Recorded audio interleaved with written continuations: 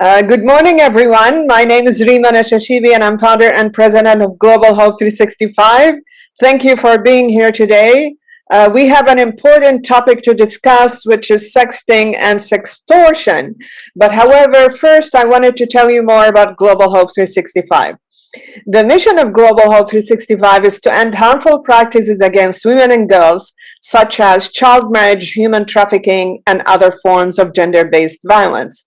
We provide that through raising awareness, education, prevention, and saving lives, because we want to end that pipeline of victims into human trafficking and child marriage. And we do that through events like these, which is our monthly Global Hope 365 educational series.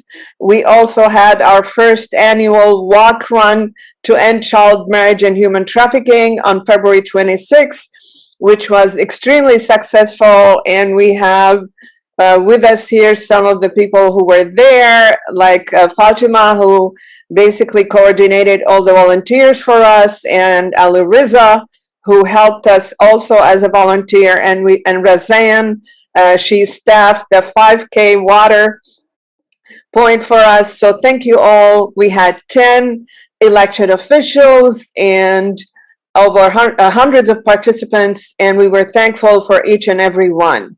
It was a 3K walk and a 5K run, and everybody, the feedback that I got indicated that everybody was they thought it was organized, it was professional, it was energizing, they learned a lot, and they want to be involved in future events, and they want to learn more. We were invited to hold our next walk run in Fullerton during the council member, Ahmed Zahra, invited us to do it through the Los Coyotes Hills Trail, I believe.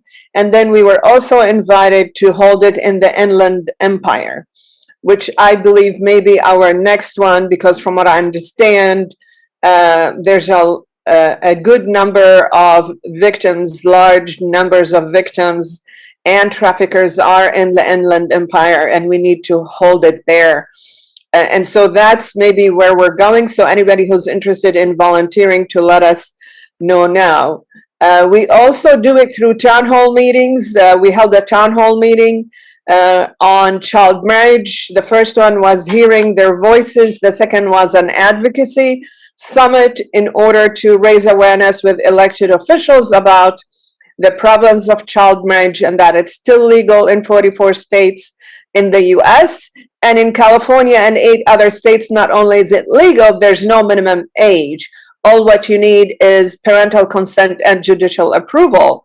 And when the State Department issues a report in 2016 saying child marriage is human rights abuse in other countries, I say, what about our country? What about our kids? And so before we can go police the world, we need to take care of our own backyard. We need to take care and protect our own children. And that's where we come from at Global Hope 365.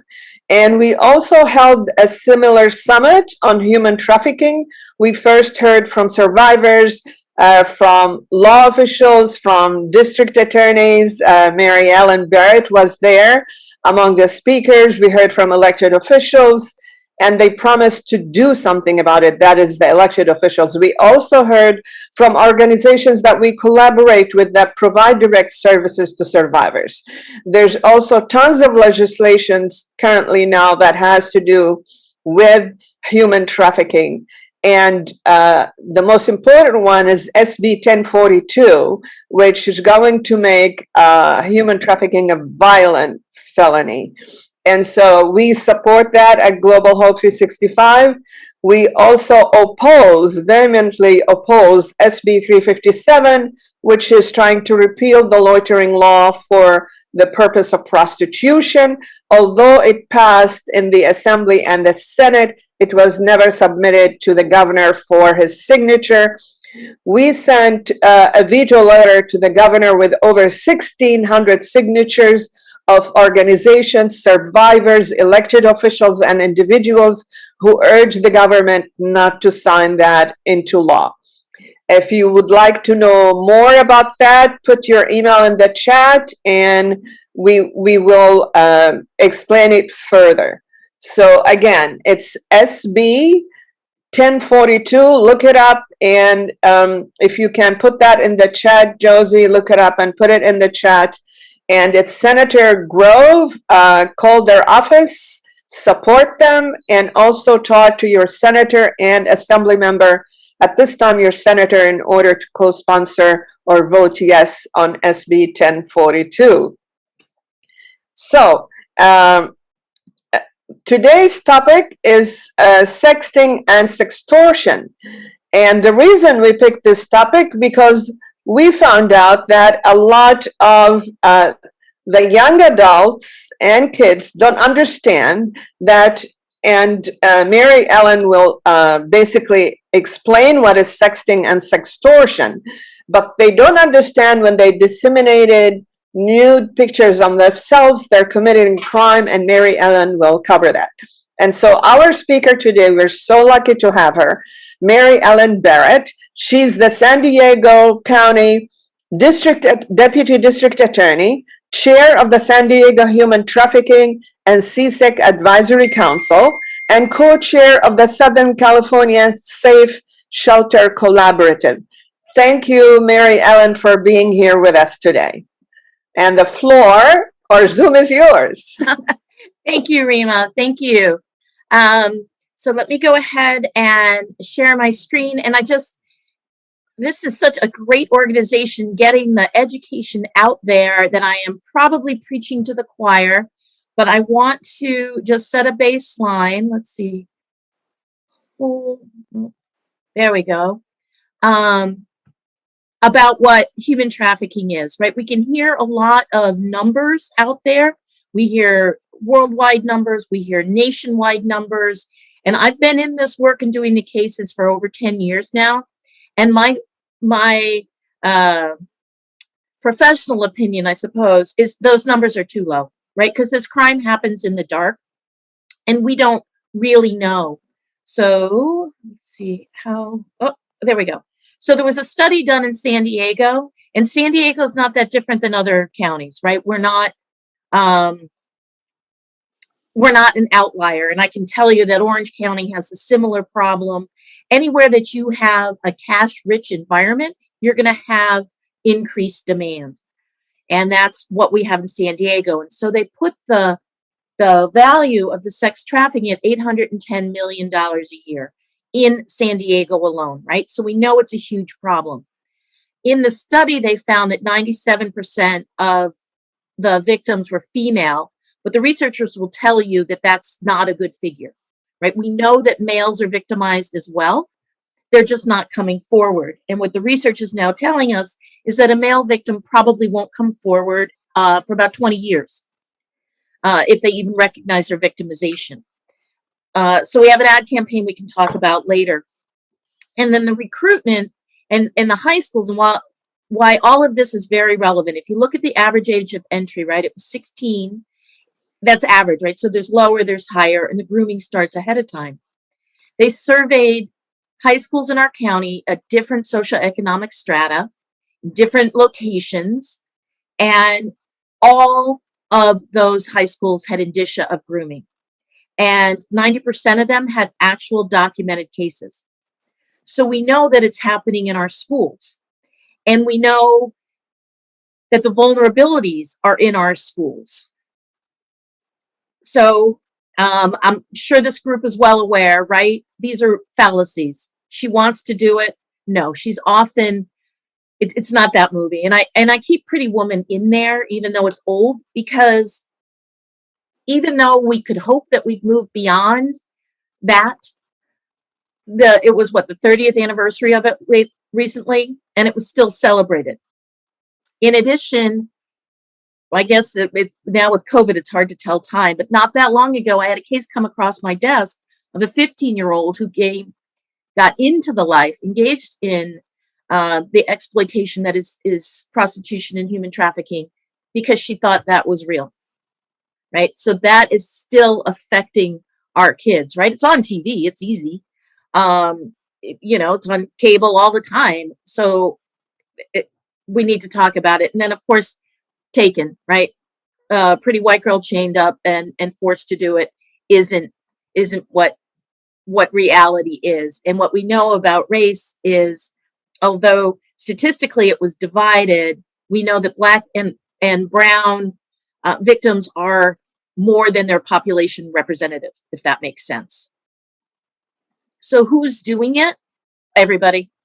And we have seen recently, it post-COVID, not that we're post-COVID, but since COVID hit, we've seen an increase in classmates and juveniles as perpetrators.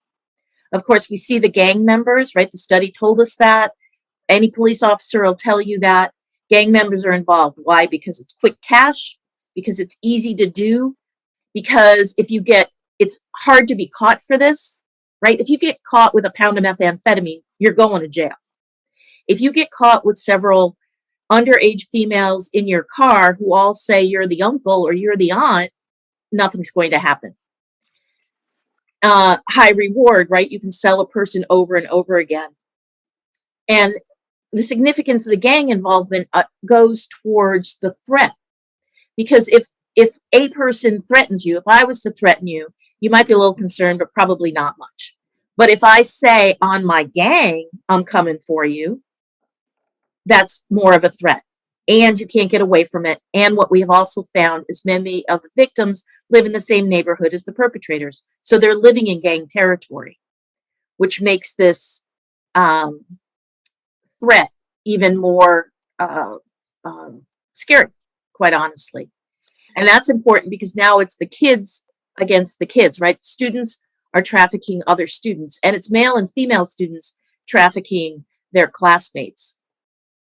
So the past, right? The truck stops and street walking.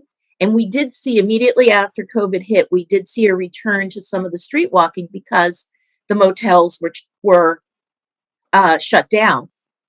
And the truck stops still happen and everything, but that's not the way it is. This is the way it is. It's online, and the recruitment is online. I checked with our human trafficking task force, and 100% of their cases in the last year involve social media at some point in time. It's either the recruitment, or it's how they keep in contact, or it's the posting of the pictures, it's making the life look good. It's there. And I think we need to acknowledge that COVID changed things with online, right? The barriers to being online and your kid being in the room on the computer alone aren't there anymore, right? Because they had to be for class. And the way that they interact, I've heard, and I've seen with my own son, they're interacting over the game, which is good, but then the predators can also interact over the game. So how are the students interacting at times with each other? We have a nice PSA that Rima has that I want to give a trigger warning on that, and maybe I should have done it earlier, but some of this topic can be really difficult. And if you need to take a break or you need to turn off camera, whatever you need to do, you need to do. But I want to make sure that first and foremost, we are taking care of ourselves, because if you are involved in this fight, and if you're here listening now, you are, and we need to take care of ourselves. So Rima, should I stop sharing so that you can play the... Okay, so you have the trigger warning, and so let's start it. For my special guy, I can't believe we haven't talked all day. I wish you went to my school a little closer so we could finally take it up. In an hour. Don't spend too long with them.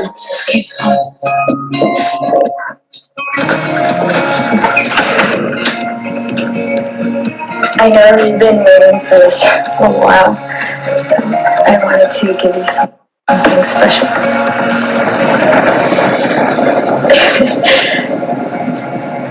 It's okay.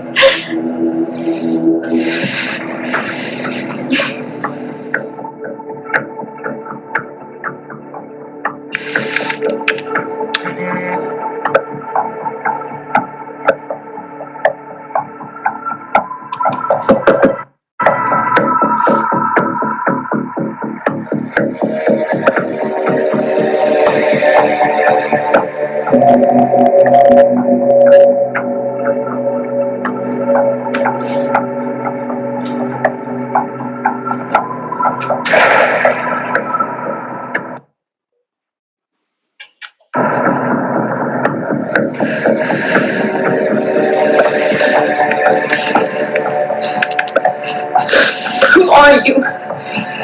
Why are you doing this?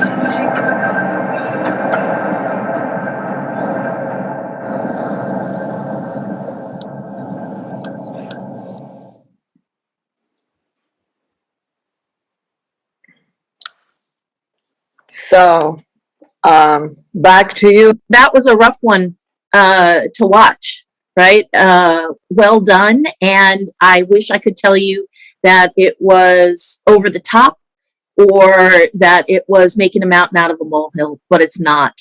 That is real. It happens. We have had cases in San Diego of sextortion, and it starts this way. We've had students doing it to students, right? So it's generally the girl giving over the picture to the guy.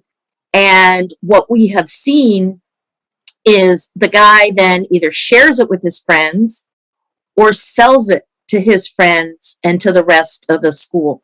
We've actually seen commercial transactions on that. And then, of course, there's always the threat of, I'll expose you, which, and I can talk in a while, how even being involved in that can be a vulnerability that will later lead to human trafficking. I recently was out, since restrictions were lifted, we were out talking to a number of teachers and educating them on human trafficking, and this topic came up. And she said she brings it up in the classroom, and she can tell from the reactions of the kids that it's pretty common. Sending these pictures to each other is not uncommon, let me put it that way. I wanted to interject and say, have you noticed that the picture that she sees of this man, it's someone her own age. So she thinks she's talking to someone her own age, and then it becomes a nightmare when we know that it's not. That picture is not an indication of that person's age on the other line. And Mary Ellen is going, and a lot of our young adults and children think that it's okay, it's not a crime to do this. And Mary Ellen will go into that. Yes, it is absolutely, it's a crime to be in possession of those photographs. It doesn't matter if it's your girlfriend, if it's your boyfriend. It doesn't matter if it's between two consensual 14 or 15-year-olds. A girlfriend sending it to her boyfriend or vice versa. It is still under the law child pornography. And we have had prosecutions of minors about child pornography because of this.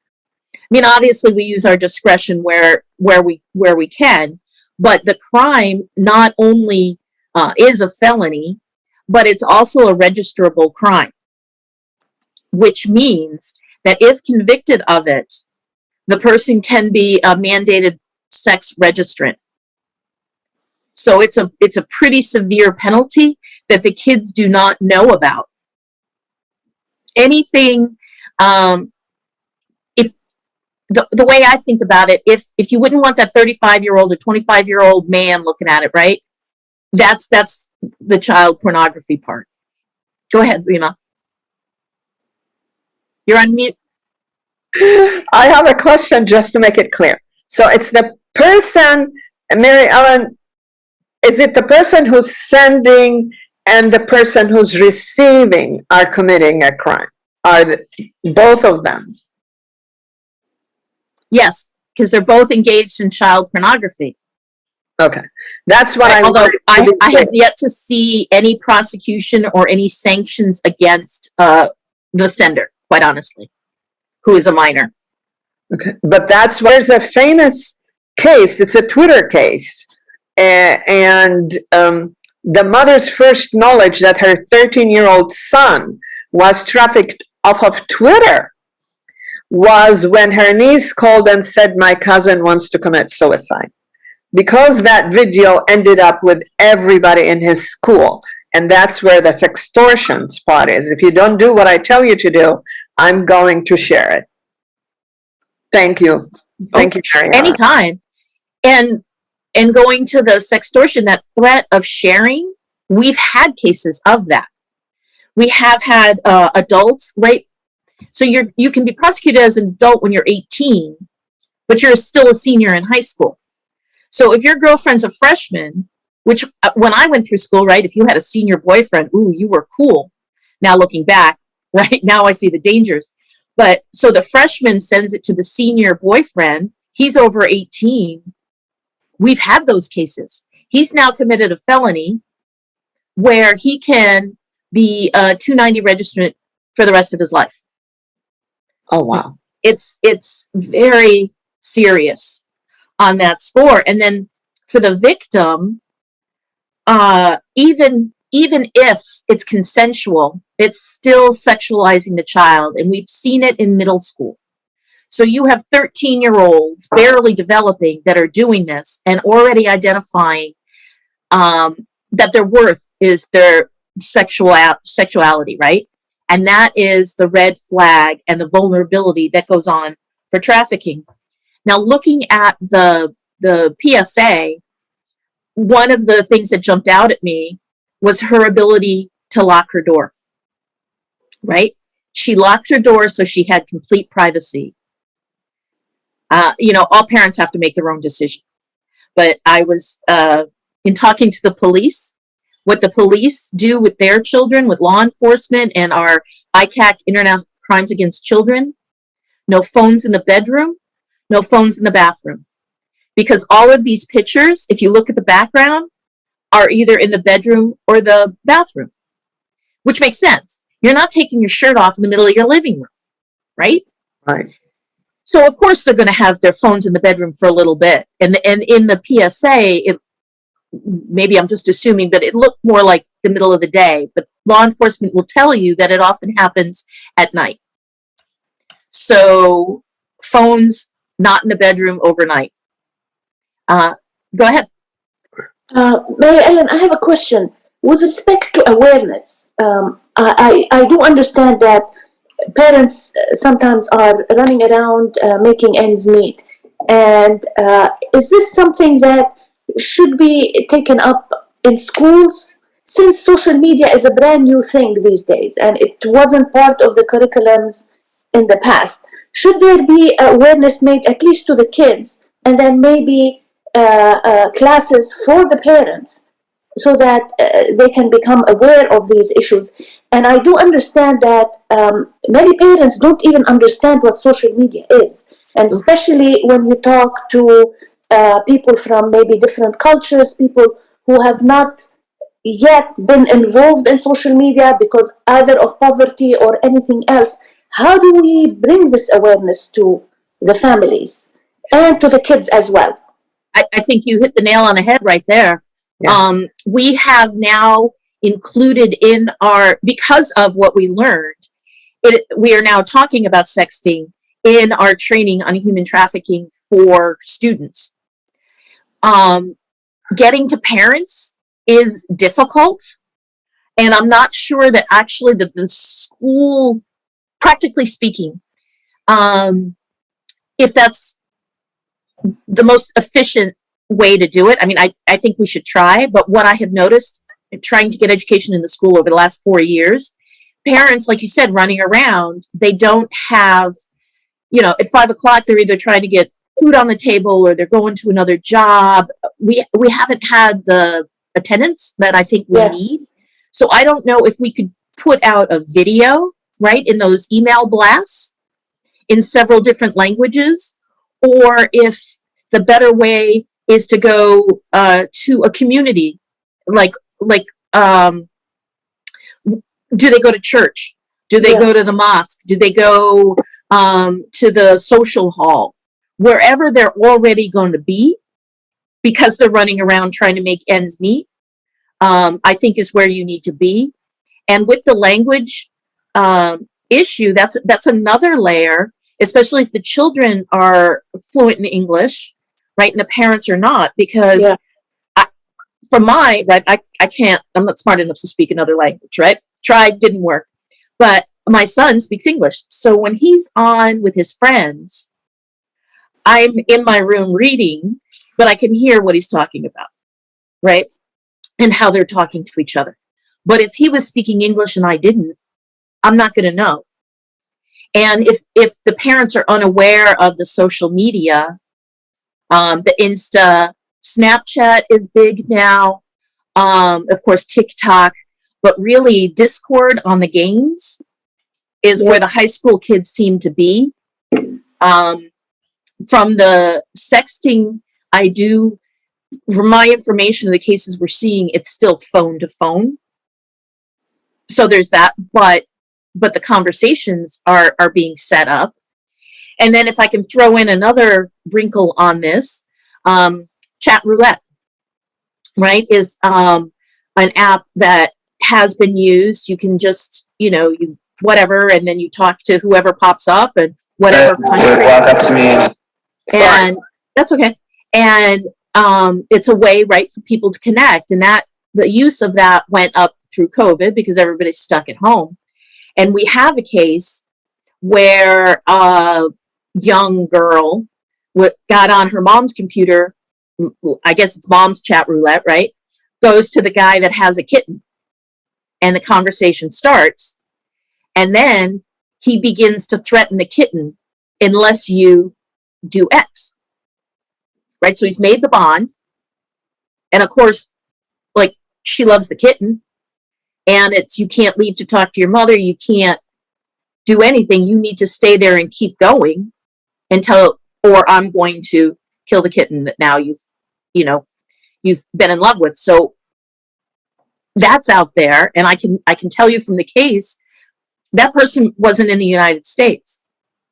And as horrific as the case is, and now this child has vulnerabilities, there's very little law enforcement can do.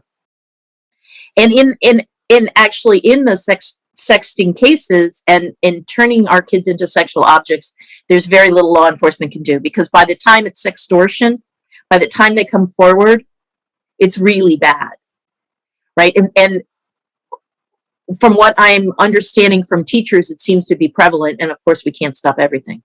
So your idea of going upstream with the education is tremendous. We need to be out there speaking about it, but speaking about it, I think, not just from the lens of it's a crime, but also for the damage that it can do. Right? Because if you tell kids, like, don't do it, it's against the law, they're going to be like, whatever. Well, the mental well-being of kids. Yes. Yes. Yes.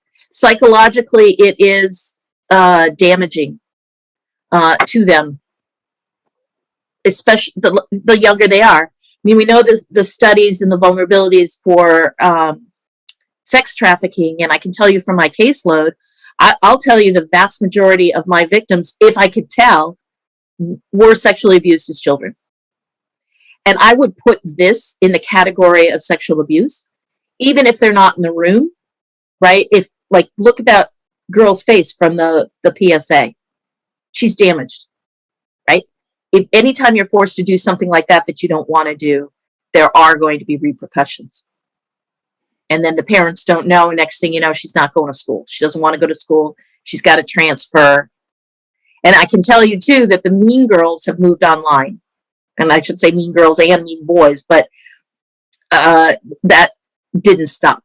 The cyberbullying is real, and this just feeds into that whole cyberbullying thing. It's a loss of agency over yourself and your body. And I appreciate the opportunity to talk about this, because I don't think enough people are recognizing that our kids are doing it. So I can tell you, in our house, the phone does not get charged in the bedroom. The phone is charged out in the kitchen, and it can't go in to the bathroom with them. And these are small things. They're small things, but they are very helpful. Yes. Yeah. Nowadays, a lot of parents are just kind of running to the Apple stores to buy their kids' phones. They can't wait to get them birthday gifts such as these. And I think the parents are really doing a disservice to their children by introducing them to phones really on very early. Yeah. Rena? Yeah. You're on mute.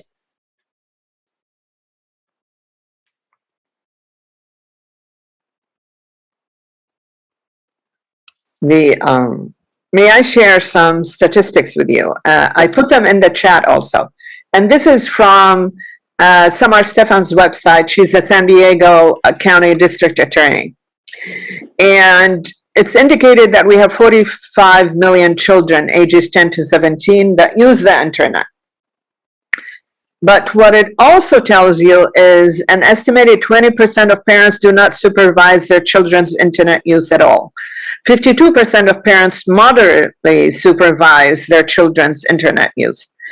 And here's a very important one. Some 71% of parents stopped supervising internet use by their children after the age of 14, yet 72% of all internet-related missing children's cases involve children who are 15 years of age or older. And as you heard, Mary Ellen indicated that the median age, at least in San Diego, is 16.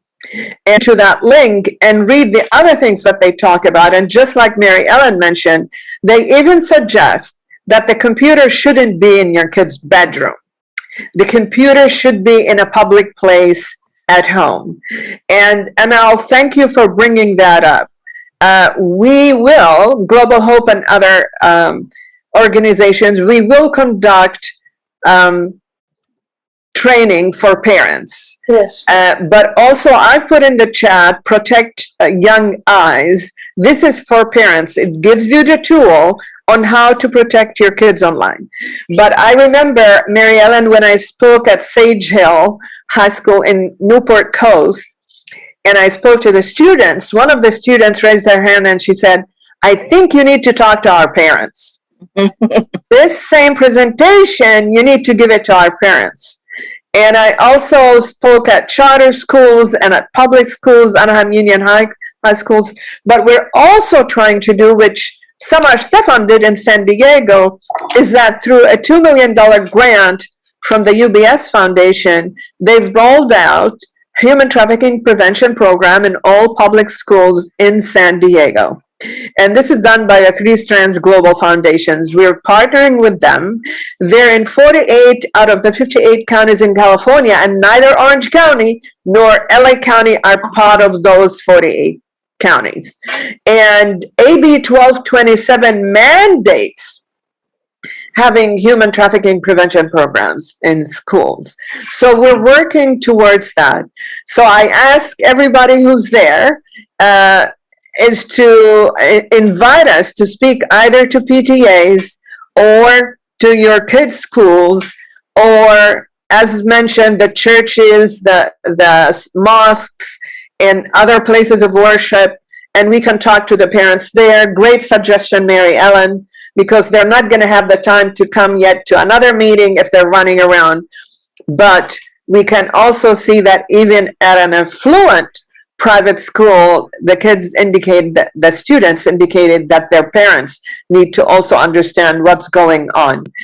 And if I may share that one of our speakers at this coffee meetup, she's a wellness coach and author, well known. In my pre-meeting with her before the Saturday coffee meetup, just like this one, she shared that she was a victim of human trafficking, Mary Ellen. Wow. And I left it up to her whether she wanted to share it with our audience, and she did. And one thing that really stuck that she said is that for all the parents that were listening, or if you know anyone, go talk to people in your family, parents that are close to you. She said, if my parents monitored my cell phone, I wouldn't have become a victim of human trafficking. And so Back to you, Mary Ellen. Sorry. Thank you. No, it's a wonderful thing. And the point is well made. And I'm glad we're having this conversation, right? The point is well made. The parents are giving the kids access to the world through the internet, through their phone, but aren't monitoring it. And that was an interesting step. Thank you for bringing that up about stopping at 14, right? Because you can see that you think, and I have a 16-year-old, so the chance of him being lured away by somebody at this point, of course, he listens to me all the time, is low. But that doesn't mean there isn't an appropriate activity going on, right? Yes, and basically you hit the nail on the head, because you said we've had these conversations all along. So parents, or even grandparents or aunts and uncles, because I don't have kids, I have my nephew and niece, and they're adults now, but we had those conversations when we were young, is that there are dangers online, and if this thing happens, then you need to come to us. Another person who was a speaker on one of our coffee meetups, she's a deputy attorney general for the state. And her daughter received an explicit text on her cell phone. How do they know that these cell phones are basically used by kids? I don't know. I'm trying to find an answer to that. So they sent that, but because her daughter is aware and they've had that conversation, she came to her and they called the sheriff immediately. And she texted him back and she said, "You messed with the wrong person, buddy." I mean, I wouldn't have given him a warning, but you need to have that conversation. There's also statistics about that half the young adults and kids who get these, they respond without knowing that person. So again, just have those honest conversations with your young adults and children, and make sure that they have a safe person that they can talk to if something happens. There's no shaming, there's no blaming. We just want to help you get on track and protect you.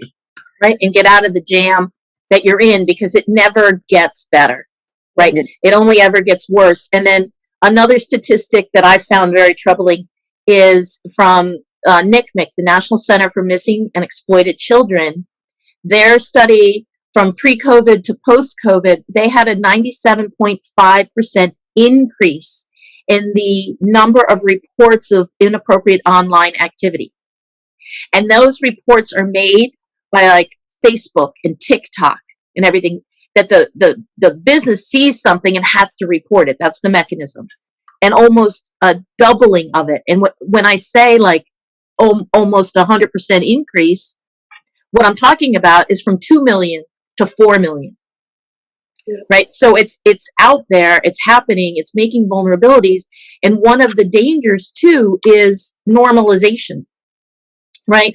If we don't get to the parents, if we don't speak out about this, if we don't talk about the dangers of sexting, then it's going to become normalized.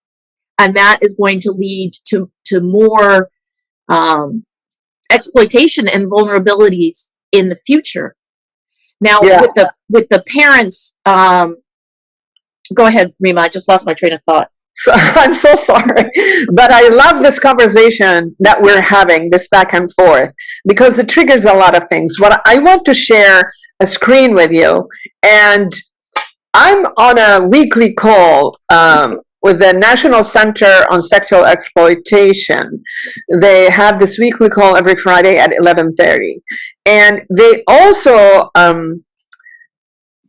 post what's called the Dirty Dozen, which is basically what Mary Ellen talked about. So the National Center on Sexual Exploitation, every year they publish the Dirty Dozen list. And what is this Dirty Dozen list? It's an annual campaign calling out 12 mainstream entities for facilitating, enabling, and even profiting from sexual abuse and exploitation. And you can see here some of the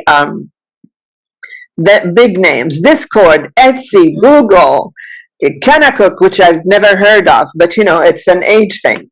Kick, Meta, we know that's Facebook, Netflix, OnlyFans, Visa, VeriSign, Twitter, Reddit. And so some of these corporations have done something about it, but others not. And so that's why we need to call them up and publish the dirty dozen. But what we've also done at Global Hope is that we're partnering with Rotary. We had 4 or 5 clubs that joined us through the walk run, our first annual walk run. But they've also even before that, they've established a committee on human trafficking through one of the districts, District 5320, and Demetria Moore is the leader of that committee. But now what they're going to do is start a club that is issue-based, which is a human trafficking satellite club. And it's all going to be about raising awareness and education. And one of the successes we had at Global Hope 365 is that I was in a meeting and the president of Cal State Fullerton, President Vergy, was there, and he was giving a presentation. I asked him whether we can provide the students with this card. It's the Blue Ribbon Campaign that Demetria's nonprofit, Karut, donated to us so we can use in our walk run. And it shows you on the back, it shows you the sign language for human trafficking. And if you see someone doing that, then you know they're a victim and you need to get to a safe place where you can call 911. And everybody the elected officials and the participants wore that at the walk run. And I asked them if we can distribute that as a raising awareness at Cal State Fullerton, 40,000 employees, 4,000 staff. And he said yes. Not only that, he said they had digital screens in each building. And so he will also provide those for PSAs. Not only that, they said we may not all able to be distributing all of these, and Rotary said they will put in the money in order to print 44,000 and distribute it there. But what they also said, they were talking to the Dean of Students, I think, is that there may be other ways in order to disseminate that information to all the students at one time, in addition to this, because we may not be able to get it to all the students. What I also heard is that there's something on colleges now, and this doesn't have to do with sexting and sextortion, but it might lead to sextortion, is that now on college campuses, there's something called sugar dating. Oh, yeah. But that's for another topic. But Mary Ellen, if you can talk about that, then let's do it. Sure. It's sugaring is another nickname for it. It is occurring on our college campuses.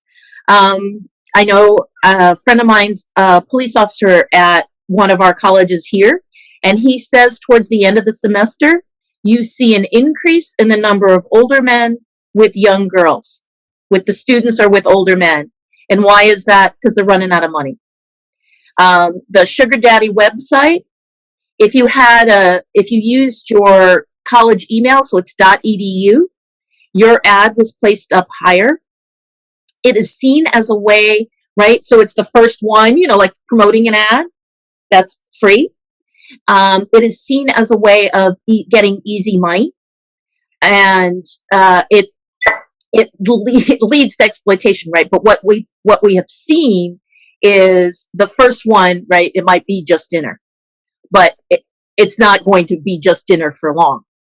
And then it's I want more, and I want more, and now I have probably pictures of you, or I took a video that you didn't know was happening, or you said no and I didn't listen.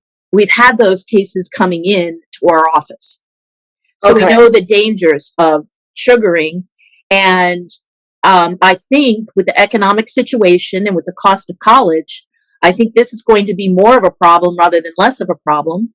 I was speaking with a group at another one of our colleges down here, and the provost said, well, I know that some of our girls are working in strip clubs, a little bit different, but still a slippery slope of exploitation, and they wouldn't do it but for the fact they had to pay for school. And his question was, well, but they're choosing it, and I don't want to undermine their choice. And yep, that was pretty much my face. And I said, well, I'm going to challenge you. Are they choosing it? Like, but for their economic situation, are they choosing it? And he said, no, they told me they wouldn't. I said, well, then that is exploitation. Right. And what are the boys doing? What are the men in college doing when they're in similar situations? Are they not in similar situations? Why? What is it? And what other resources does the university have to wrap their arms around these young adults and say, we can help you.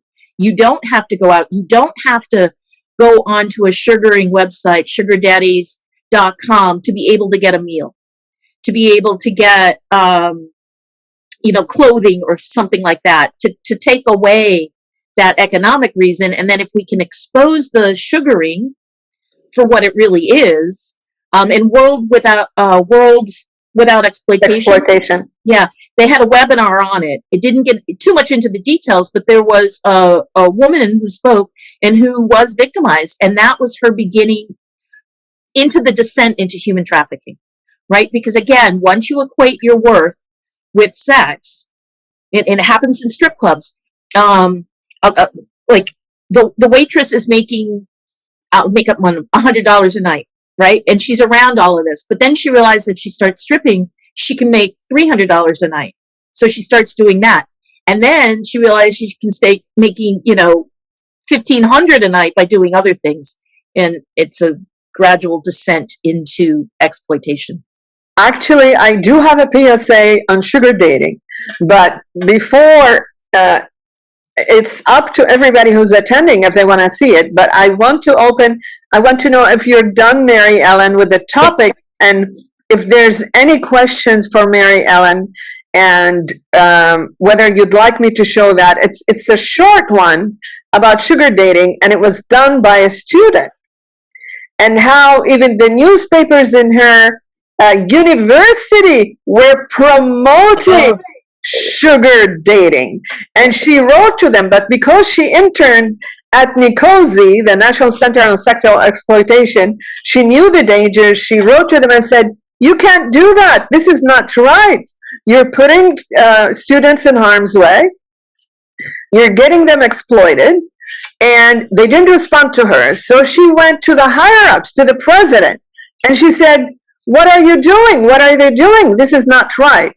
And that's when those two newspapers said, oh, sorry, we didn't get back to you, and we didn't understand, and they had education about that topic, sugar dating. But she said it starts because they sell it to the students as, you don't have to do anything you don't want to do. Yep. It's just going out on dinner or lunch or things like that, and no, there's no sex involved, there's nothing you need to do, and you get money for it. But she indicated that once you get money, then the pressure is there that you need to basically provide more than just a dinner or lunch companion. And for me, and I'm very active in this field, to find out that we have sugar dating on campus and it's being promoted, I'm like, oh my God. I mean, Can you imagine the people who are not involved in human trafficking and don't even know what we know? So that was quite an education for me. But I want to thank everybody who's attending, and especially Mary Ellen, for taking the time to be with us today to educate us on the topic. And I hope you've learned something new today. And if you have any suggestions for us, either future speaking engagement or any areas of improvement other than my tech disabilities, let me know. So are there any questions or suggestions?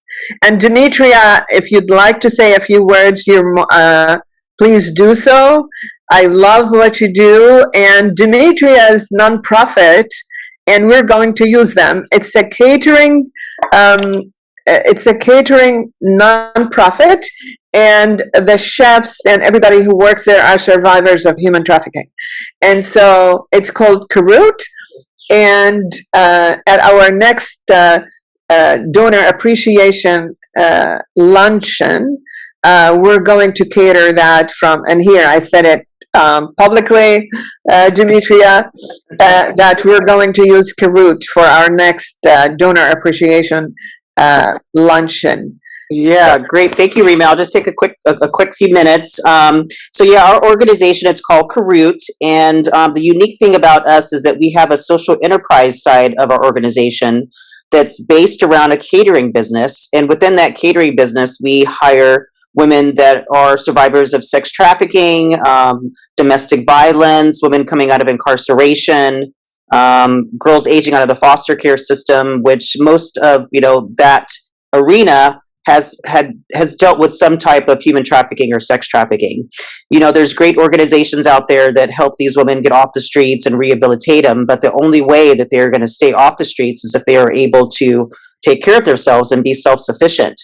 And within our organization, we offer them that. It feels like most of these girls, their whole life has been transitioned, from one place to the next. And with us, they have the capability to stay with us forever. They basically start off in the kitchen. However, after that training is done, paid training is done, say for instance, they want to be in social media or they want to be in the human resources, they have the ability to move up within the organization and stay with us forever. So we are super excited about it. We just started hiring about a year ago. So we're still kind of in the new phase, but we've hired already about 15 women, and about 8 of them have stayed with us. Typically, it takes them about, anywhere from 1 to 6 times to actually stick with it.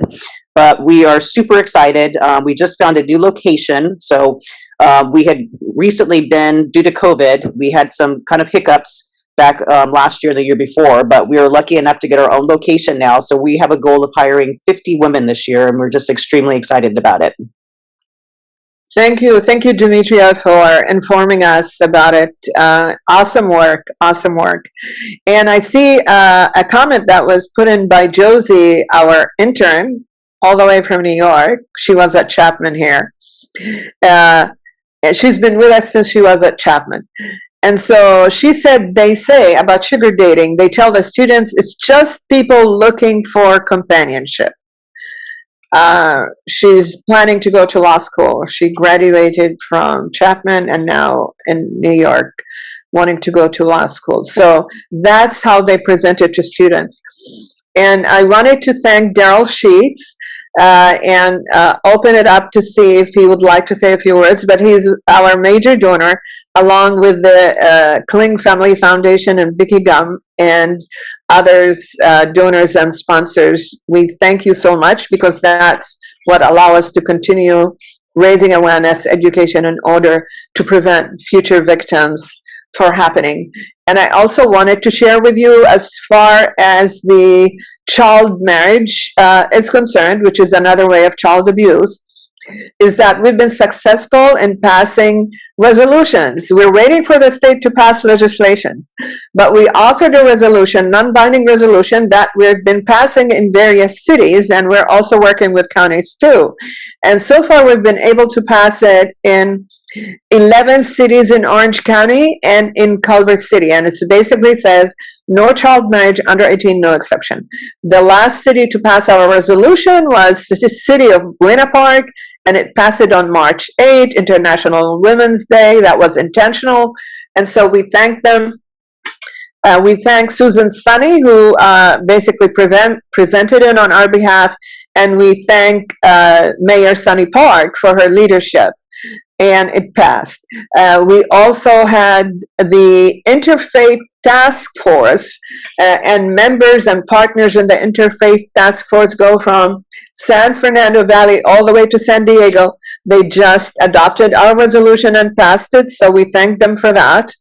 And before that, we had the Interreligious Council of Southern California vote on our resolution. So if you hear anybody says, no, this religion or that religion, no. It allows it. Basically, the religious entities that voted on our resolution, no child marriage under 18, no exceptions, were the Catholic Archdiocese of LA, the Episcopal Archdiocese of LA, the Islamic Center of Southern California, the Rabbi Council of Southern California, the Vedanta Society, the Buddhists, the Krishnas, and all the major philosophies and religions said no to child marriage under 18, no exceptions. We're not saying deny marriage, we're saying delay marriage until the age of 18. If you cannot vote until you're 18, if you cannot sign a contract until you're 18, if you cannot drink until you're 21, but you can get married at 11, no, who said that? We go back to the root cause, which is patriarchal system and gender inequality and gender inequity, and these are the root causes, which basically reemphasizes what Mary Ellen said. No, they did not choose to go into strip clubs. Have we provided the economic opportunities for them? Have we made education free? Have we wrapped our arms around them, like she said, whether young adults, whether male or female, have we wrapped our arms around them and say, how can we help you? And corporations have to basically own up and do some corporate social responsibility, is that we hire interns. So let's all of us do something, corporations, nonprofits, and hire interns in order to make it allowable for them to continue with the study and have a safe college campus experience. So I wanted to thank you so much, all of you, and now you can all unmute and say whatever you like and give us any suggestions. So, and thank you, everyone. So unmute and tell us what you have on your mind. Okay, hearing none. Let's adjourn our coffee meetup. Thank you again, everyone. To our speaker, Mary and Ellen Barrett, thank you for taking the time. I know you're so busy with everything that you're doing. Thank you so much for making it safer and holding people accountable who are exploiters of our children and adults. Thank you for all that you do and what Samar Stefan and the team is doing. We applaud you for that. You're holding the bar high for other district attorneys. We won't name names. And so thank you, everyone, and have a wonderful weekend. And please stay safe. And please share that information with the young adults and the children in your life. Thank you so much. Thank you, everyone. Thank you. Thank you. Have a great day.